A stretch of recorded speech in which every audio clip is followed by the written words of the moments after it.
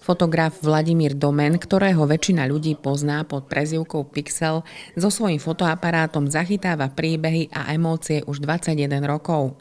Svoju tvorbu na samostatnej výstave prezentoval minulý rok v Starej Turej a teraz dozrel ten správny čas, aby sa o svoje zvečnené spomienky podielil s verejnosťou aj vo svojom rodnom meste. Vernisáž výstavy Okamih v príbehu sa konala 22. septembra a začala premietaním videosekvencie z muzikálu Dracula. Jeho obnovenú premiéru mal totiž možnosť so svojím fotoaparátom zachytiť aj Pixel a tu vznikla aj jeho doteraz najvzácnejšia fotografia. Pre mňa je najvzácnejšia fotografia s Danielom Hulkom aj s Evou Burešovou, kde vlastne dáva náhrdelník na krk, vtedy tam vlastne taký tvar srdiečka. Pred objektívom mu stáli mnohé známe osobnosti. Výstava je prierezom fotografií rôznych žánrov a zaujímavých ľudí, ktorých stretol.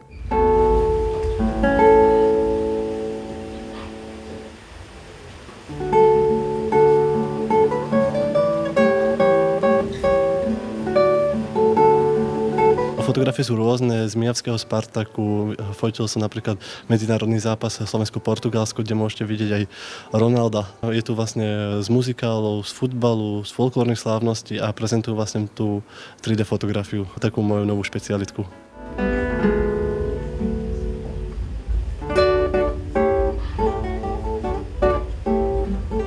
Môj sen je robiť filmového fotografa, ktorý sa v úvodzovkách motá na filmovom pláci, fotí hercov, vlastne vykonávajú tú svoju činnosť pri tých rôznych situáciách ako promofotky, materiálu, plagáty.